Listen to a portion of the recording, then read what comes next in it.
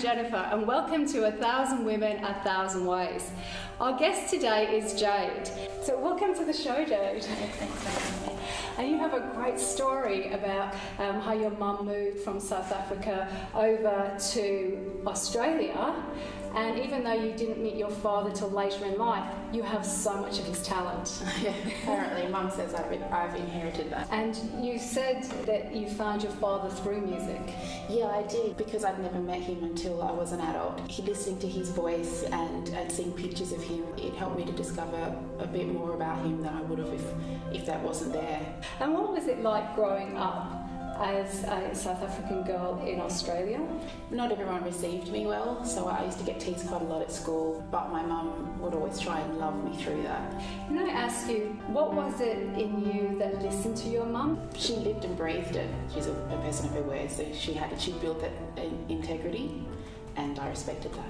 And through school, did you make friends? Did you have support? I made lots of friends in school. It went a bit south in around year 10.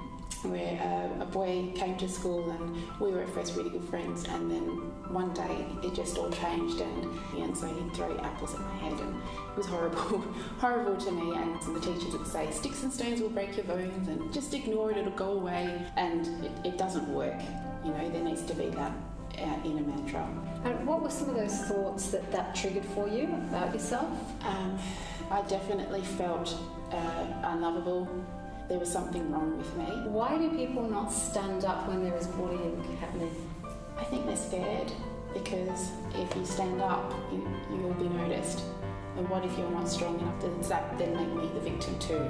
Did you ever get to the bottom of why he turned like that? After I had my son, I was granted a night out with my friends, and I saw a guy wheeling his chair towards me. It was him. And he wheeled his chair up to me, and he said to me, that had nothing to. I'm so sorry for what I did to you. It had nothing to do with you. I was going through some things. I'm on my way through it now, and I want to say sorry. You didn't deserve it. I thought I'd come full circle, because not many people who are bullied or picked on get the chance to get that apology. So what happened when you left school? When I left school, I started studying design, and then I had my son, and that's when life changed completely for me.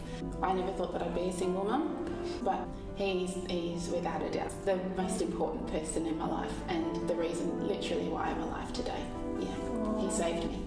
And when you say that he saved you, what do you mean by that? I went through a dark period of time. He saved me in that I had someone to live for. After that, I worked in retail, and then I became a chaplain. Yeah, and what does a chaplain do? Chaplain journeys alongside the whole school community. We're part of the pastoral care team at each school, so we're there to be an additional support so that the learning and the functioning of the school can go on. What was the draw card for you to become a chaplain? I actually had a chaplain as a teenager when all of the bullying was happening, and he would just let me sit in his office and cry, and then be able to come out of there and get on with my education, because that's why we're at school, is to get an education and to set ourselves on a course for what we want to be and who we want to be. And you also had a period of modelling as well. Yeah, I did. I got to travel to Canada and did a bit of modelling here.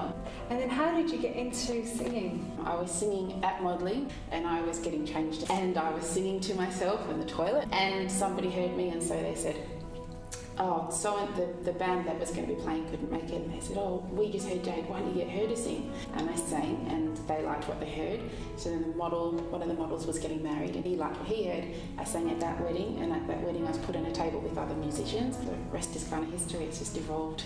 Although when I listen to my dad sing, and I listen to his albums, I hear myself in him. And are you able to say who your father is? Yes, CL Blast. Do you see him quite often now?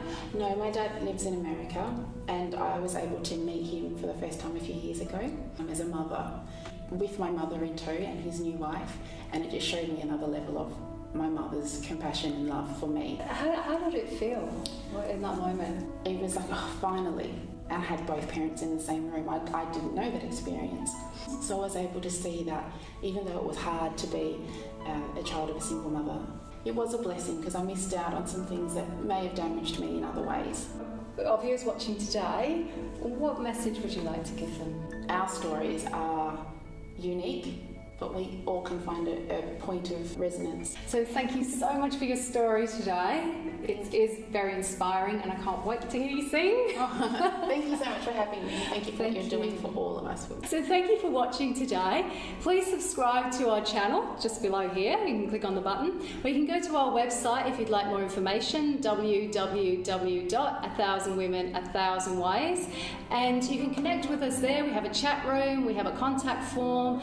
Start engaging with us, get to know us, and also we're on Facebook. Facebook 1000 Women 1000 Ways. And we'll see you there. Thank you. Summertime and the living is easy. Fish are jumping and the cotton is high. Your dad's rich and your mama's good looking. So hush, little Ashton.